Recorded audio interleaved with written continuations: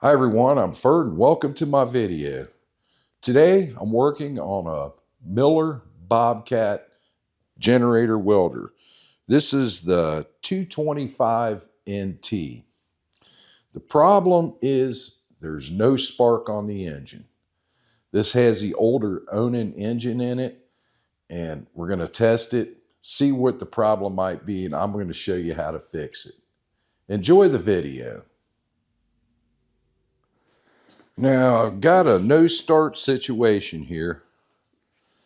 So the easiest thing to check of the three that need to be checked is compression, gas, and spark is the spark. I mean, it's right there. It's easy to get to. And ground that plug. Hook our little tester up to it. Okay, I'm zoomed in on the tester. Let's crank it and see what we got.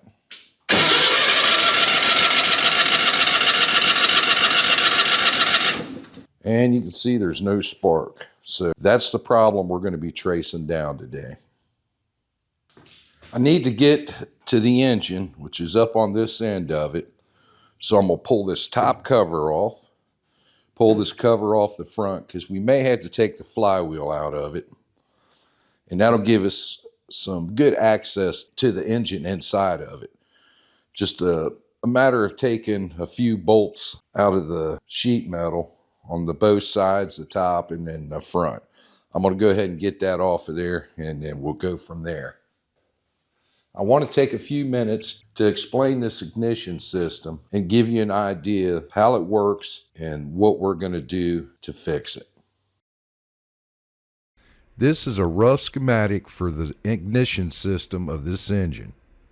It shows the battery, the ignition switch, the oil pressure switch, the coil with 2 spark plugs, a trigger switch, a rotor that's mounted to the crankshaft. The switch is off and there's no power to the system at this point. Note that the oil pressure switch is in the normally open position when there's no pressure to it. Moving the switch to the start position, the starter will spin the engine, sending current through the start circuit. Current flows through the coil to the trigger switch. As the starter is spinning the motor, you'll notice the little magnets on the rotor passing over the trigger switch, then igniting both the spark plugs simultaneously. The engine starts. At this point, the oil pressure has closed the oil pressure switch. The starter switch springs back to the run position and current can now flow through the run circuit.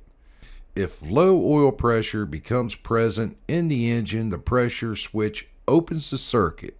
Current stops and it kills the engine. My next test is on the coil. Remember, this engine uses a normally opened oil pressure switch. The run circuit is open and there's no power to the coil when the switch is in the run position. You can't just test it on that positive post. With the test light, I'm going to test the negative side of the coil. This is the side after the current has passed through the coil and grounded at the trigger switch. While cranking the engine, you'll notice that the test light is flashing. This instantly tells me that the coil's bad and that the rotor and trigger are working fine. Power is flowing through the coil and it's just not producing a spark. Now I could just change out the coil and get this thing running again, but it's highly recommended that if one component goes bad, that you replace all the components in the ignition system. This is a commercially used machine, so that's what I'm going to do. Let's dig in and put a new ignition system on this little Bobcat. Now with the breather out of the way, I want to work on getting this cover off. I got to take the flywheel off. Under this box is your idle solenoid, and it slides back and forth on these bolts right here to adjust it. I don't want to mess with the adjustment, so I'm going to mark this thing around a couple of different places. That way I could put this thing back on pretty much where it was before. Just unplugs. And that should come off with the box.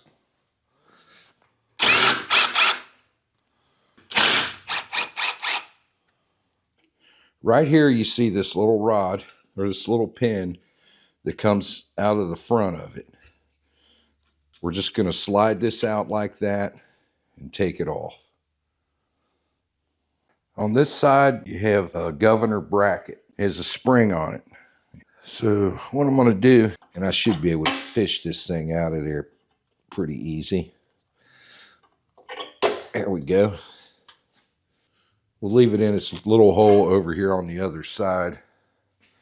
And we'll take a picture of it in case it falls out. We know which hole that it was in. Now we can start removing the bolts that are holding the cover on there.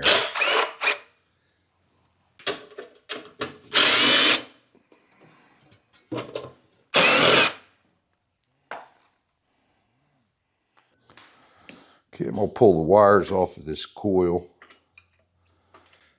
This side I'm using a number 8. And it has one wire to it. It's black wire. This side I'm using a number 7. This is the plus side. And I'm going to remove the bracket that's holding that coil in there. There's 2 bolts down there. Okay, the battery disconnected. You have 4 bolts on each side, 2 on each side. And we should be able to slide this old rusty cover out of the way. Get the battery out of there. Okay, looking up underneath, you can see your mount bolts. And then way back up behind it there is the 2 that we need to get out, 1 on each side. It's a 9/16. So we'll take a socket, go on this end and get the nut off, and then get the other one off the other side. Then we should be able to raise this thing up. And the other one. You can lean those bolts forward and pull them right out. Okay, let's see if we can raise this up. Okay, I don't need much room. I'm going to try to raise it and shim it up a little bit. There we go. There's one side. It should give me enough clearance to get those bolts out of there. Okay, now I can get my 3/8 in there and turn that thing out. Going to take a little bit of time. Got 2 of them to do and get those out so you don't have to sit and watch me. Okay, all those bolts are out. I've got this bracket removed. There's actually 2 of these bolts that hold the back of this on there on the top. So make sure you get that out. And we should be able to pull this thing off at this point. A little bit of wiggling and jiggling. Now, to get this flywheel off there, I'm going to use a flywheel puller. I highly recommend that you do the same thing. Just go to Harbor Freight and you can pick up one of these little puller sets fairly easy. So let's use that and take this flywheel off of it. Okay, I'm going to use a 5/8 and take this bolt out.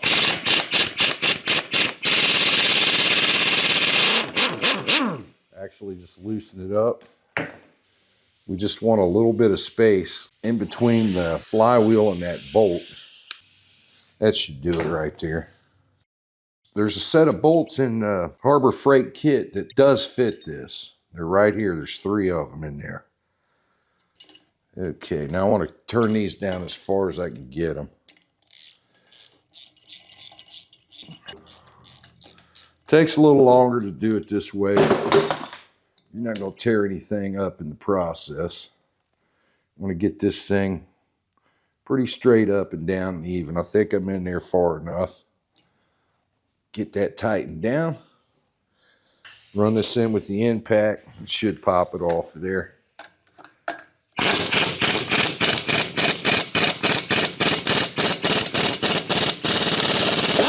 There we go.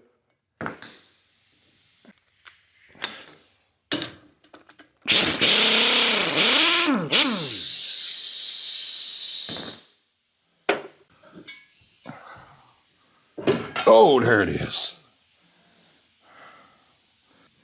Looks like I've got a screw stuck in one of the magnets right here. We got that off. All we got to do is put our new parts on it, put it back together.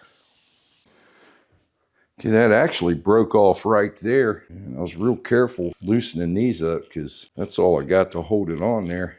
Luckily, they broke loose without the head breaking off.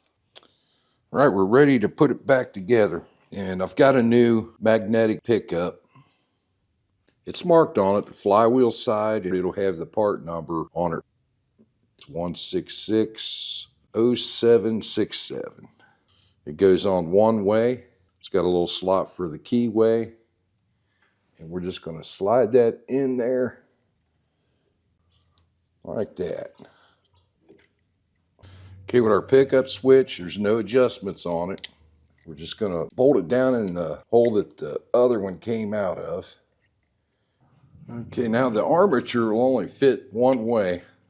I was able to get that broken bolt out of there, and luckily found one that fit it.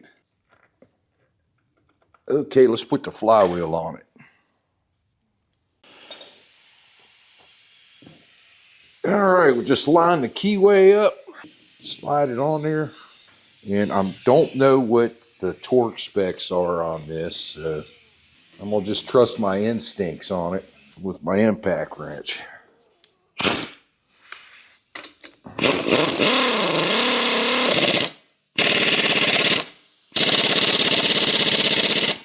That should be good. Before I put my cover on it, I want to change out this condenser. So you got to take a 9/16 inch wrench, and there's a nut down here that you just have to loosen it up. It's down there, take my word for it. And then we could tilt this up, and you got to use a 3/8 inch wrench to take this bolt out of it. It's holding it on there. There's just not enough room to get a socket inside of it. We'll straighten this out once we put the cover back on it. Okay, let's see if it's as hard to put on as it was to take off.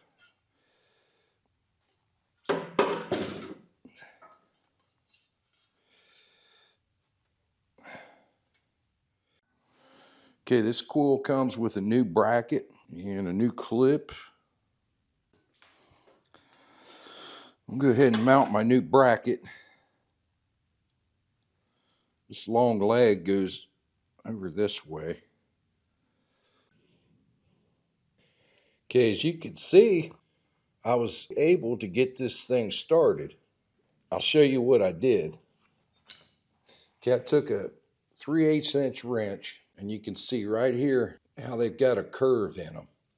And this one doesn't have one anymore. I laid it out on this piece of steel, and I used this big old hammer, and I took that bend out of it. I was able to actually fit this in there and push up on it and turn it far enough to where it actually caught hold. I mean, it started, it's going in there. I just need to turn it in. Yeah, I guess you could always leave it out, but man, that thing's probably going to end up rattling like crazy if you do. That's tight. Just put it down, put the bolts in it, and I can go back upstairs and work on the rest of it. Okay, we're ready to put our idle solenoid back on. I'm going to plug this in first. Got this little rod right here. It's going to fit into that right there. And then I want to line it back up with all my marks. like that, and then we'll just screw it down. Won't have to worry about adjusting it or anything.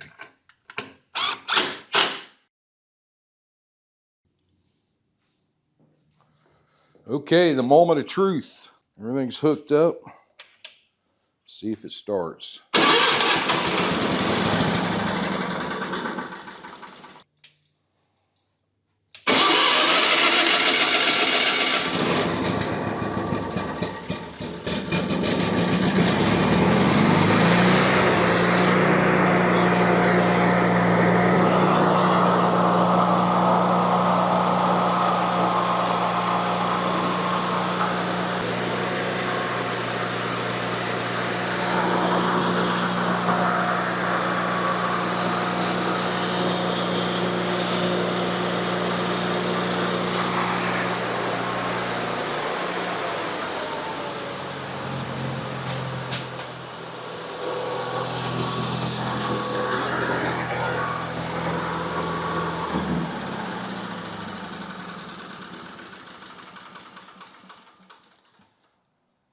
All right, once it warmed up, it idled back down perfect, the way it's supposed to run.